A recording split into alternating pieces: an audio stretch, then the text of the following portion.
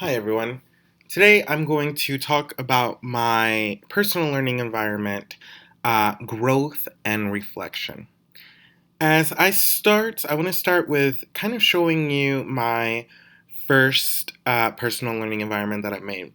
As I mentioned to you all before, I am trying to do a lot of work with 21st century skills, and I even got the website for you here.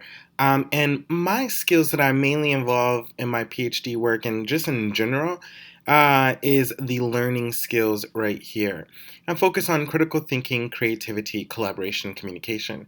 However, I do want you to note that there are these other skills here, literacy skills and life skills. For literacy, we have information, media, and technology. And we have life skills as well as flexibility, leadership, initiative, productivity, and social. Now, for my original personal learning environment, like I said, I focused on the four C's: creativity, collaboration, communication, and critical thinking. For me, I am sort of a digital native. I love technology.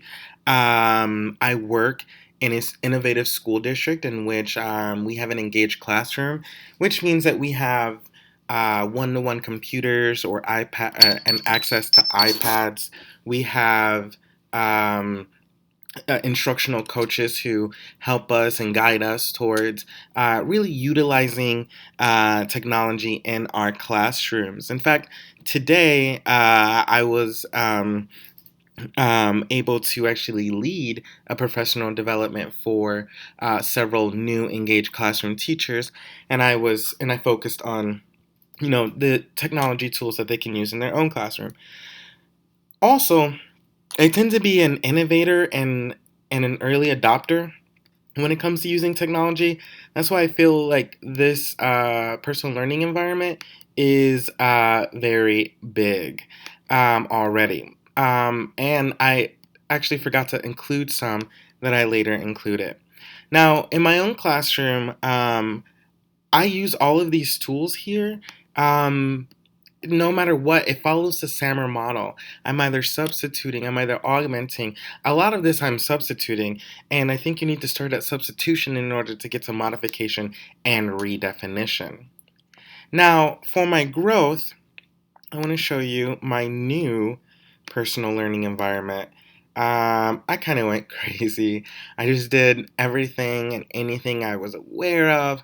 But first, I want to talk about the ISTE standards. ISTE here stands for the International Society for Technology and Education. Now, I'm a member of this organization, and I knew about these standards here for student learning. They also have ISTE standards for teachers and learning in general and coaches. And so I utilize the ISTE standards for students as well as the 21st century skills to try to come up with new branches that I could use. Some of these new branches that I'm using are problem solving, presentations. I had reflection and feedback separate, but I decided to join them. I have productivity here, I have innovation here. And so I utilize these six new branches in order to expand my learning, not just expand my learning, but to add to the depth of 21st century skills in which technology can be used.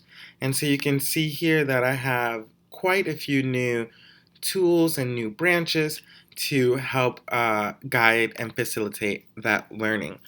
Um, in this piece with the personal learning environment, from going from part one to part two, I love creating this mind map. If this is anything the way my mind looks, it's probably true with branches everywhere. I had another place where I was storing all the different technology tools that I learned about in another place, but I really like having this here, so that way I can, pull out for, a future teacher. Oh, what do you use for presentations? Or tell me, what do you use for communication or reflection and feedback? And so this experience of making this personal learning environment and expanding upon it and growing on it It really shaped me because I was able to share.